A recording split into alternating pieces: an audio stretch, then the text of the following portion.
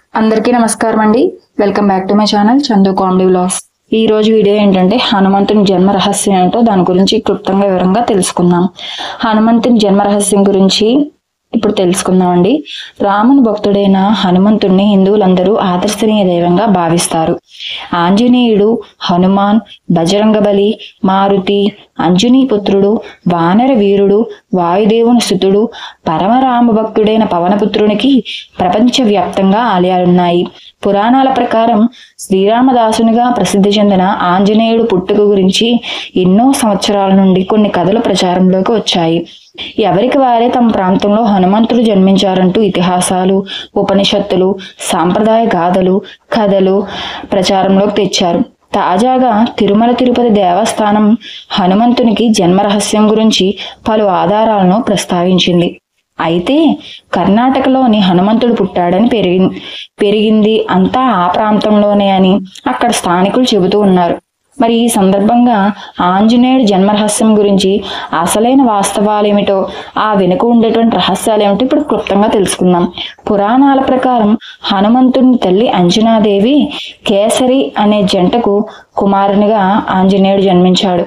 గతంలో అంజన బ్రహ్మ న్యాయస్థానంలో ఒక అప్సరసలా ఉండేది. ఆమె బాల్యంలో ఒక ముని తపస్సుకు భంగం కలిగించినందుకు శపించబడింది. ఆమె బాల్యంలో కాళ్ళు ముడుచుకుని ధ్యానం చేసుకుంటున్న కోతిని చూసి ఆశ్చర్యంతో ఉత్సాహభరితంగా చిన్నపిల్ల అయిన అంజనాదేవి కోతిపై పండ్లు విసిరింది. దీంతో తన ధ్యానానికి భంగం కలిగిందని కోతి రూపంలో ఉన్న ముని నిజ రూపంలో వచ్చి కోపంతో అంజనాను ఆమెతో ఎవరైనా ప్రేమలో పడినా పెళ్ళాడినా వారు కోతిగా మారతారని శాపమిచ్చారు.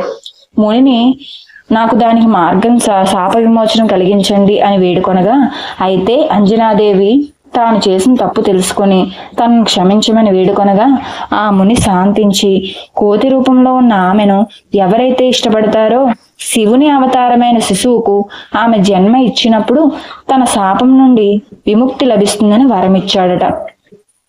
అడవిలో ఓ రోజు తన శాప విముక్తి కోసం అంజనాదేవి భూమి మీదకు వచ్చింది. ఓ అడవిలో నివాసముండగా ఒక రోజు మగాణ్ణి చూసి ప్రేమలో పడుతుంది.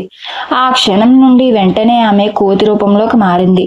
ఆ మనిషి తన పేరు కేసరి అని, కోతులకు రారాజు అని తను పరిచయం చేసుకున్నాడు.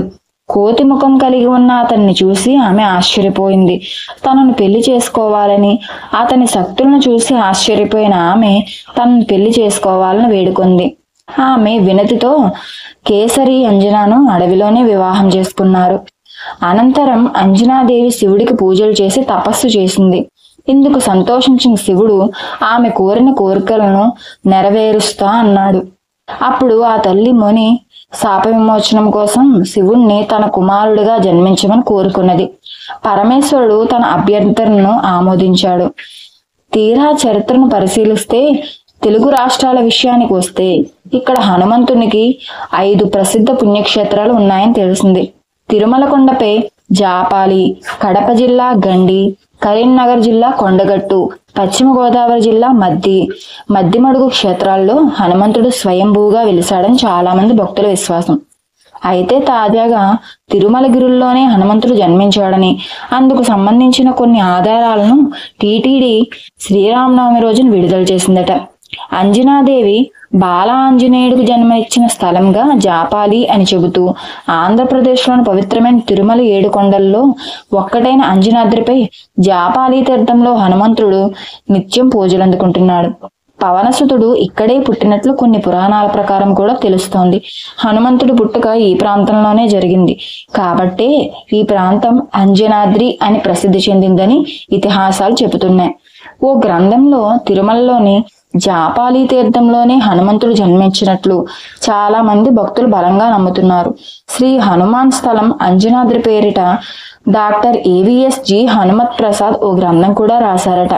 హనుమంతుని చరిత్ర శ్రీ పరాశర సంహిత అనే గ్రంథం ప్రామాణికం కాగా, స్కంద పురాణంలోనూ ఇదే అంశాన్ని ప్రస్తావించారని హనుమత్ ప్రసాద్ గారు తన పుస్తకంలో వివరించారట. ఇదిలా ఉండగా ఆంజనేయుడు ఆంధ్రాలోనే కాదు కర్ణాటకలో కూడా జన్మించారనే వాదన కూడా ఉంది. హనుమంతుడు అరేబియా సముద్రం ఒడ్డున జన్మించారని, శివమొగ్గ రామచంద్రపుర మఠం అధిపతి రాఘవేశ్వర భారతి ఈ అంశాన్ని ప్రస్తావించారట. రామాయణంలో సీతకు ఆంజనేయుడు ఇదే విషయాన్ని వివరించారని భారతి చెబుతున్నారు. గోకర్ణను హనుమాన్ జన్మభూమి అని, కిష్కింధను తన కర్మభూమి అని కన్నడిగులు చెబుతున్నారు. మరోవైపు హనుమంతుడు తమ రాష్ట్రాల్లో జన్మించాడని కొందరు చరిత్రకారులు చెబుతున్నారు. గుజరాత్, మహారాష్ట్ర, కర్ణాటక, హర్యానా, జార్ఖండ్ రాష్ట్రాల్లో ఆంజనేయుడికి ప్రసిద్ధ పుణ్యక్షేత్రాలు ఉండడంతో ఆ స్వామి పుట్టిన ప్రదేశం అదేనని చాలా మంది భావిస్తున్నారట.